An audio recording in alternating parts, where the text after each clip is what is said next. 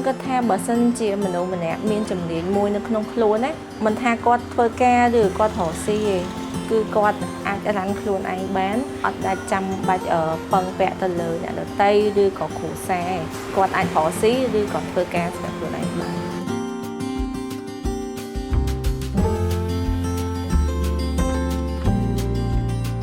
ខ្ញុំឈ្មោះហឿងជុករតហើយខ្ញុំប្រកបអាជីវកម្មផ្នែកកាហ្វេ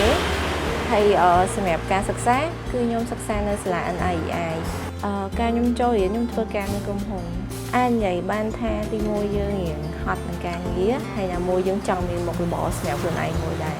ហើយណាមួយក៏ផ្នែកកាហ្វេហ្នឹងក៏យើងចាប់អារម្មណ៍យូរដែរអញ្ចឹងក៏យើងសិក្សាផ្នែកហ្នឹងមកកត្តាអាចនិយាយថាយើងស្រឡាញ់ផ្នែកហ្នឹងយើងមើលទៅយើងចូលចិត្តហើយយើងចង់ធ្វើគឺយើងចាប់យកផ្នែកហ្នឹងយកមកខ្ញុំគិតថាវាល្អណាមួយឥឡូវហ្នឹងទីផ្សារបច្ចុប្បន្នខ្ញុំគិតថាវាច្រើនប៉ុន្តែនៅតែមានអ្នកបើកបដារហូតចឹងហើយណាមួយរបស់ផឹករបស់ញ៉ាំគឺគេប្រើជាប្រចាំថ្ងៃអញ្ចឹងខ្ញុំគិតថាវាគោលសម្រាប់កម្មវិធី private ហើយនិងសាលា NIEI ខ្ញុំស្គាល់តាមរយៈ Facebook ខ្ញុំអូសទៅលើការឆុងកាហ្វេគេធម្មតាបន្ទាប់មកបាទខ្ញុំឃើញ alert អានឹងមកហើយក៏ខ្ញុំសាកចូលមើលពីដំបូងក៏ខ្ញុំអត់ទាន់ថាព័ត៌មានហ្នឹងយើងជឿ 100% ណាតែពេលយើងមើលបន្ថែមទៅទៀតបាទយើងគិតថាអូ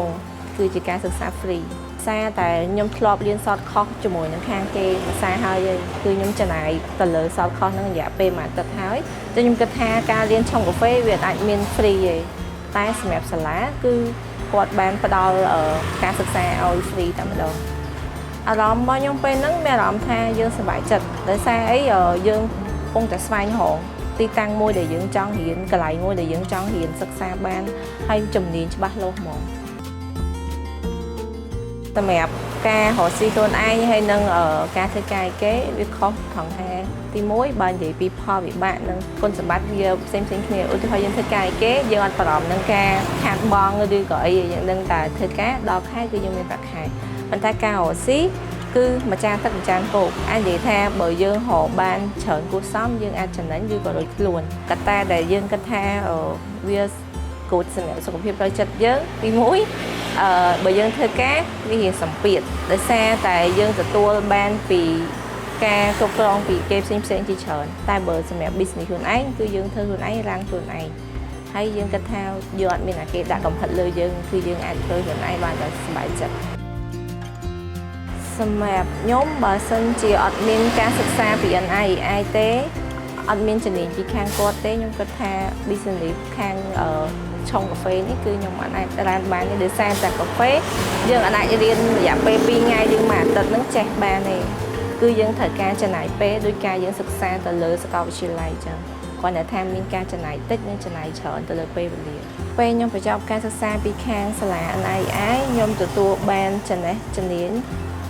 ដឹងច្បាស់លាស់បងពីខាងសាលាហើយនិងសញ្ញាបត្រពីខាងសាលាសម្រាប់សាលា NIEI គាត់មានឱកាសច្រើនឲ្យពួកយើងបានសិក្សាមិនថាផ្នែកកាហ្វេផ្នែកនំឬផ្នែកសាឡនឬផ្សេងគាត់មានទាំងអស់អញ្ចឹងសម្រាប់បងដែលគាត់អត់ទាន់មានការងារធ្វើឬក៏គាត់អត់ទាន់មានជំនាញច្បាស់លាស់គាត់គួរតែទៅសិក្សាដើម្បីទទួលបានជំនាញមួយសម្រាប់ប្រចាំខ្លួនហើយយើងអាចរកស៊ីមុខរបរនឹងបាន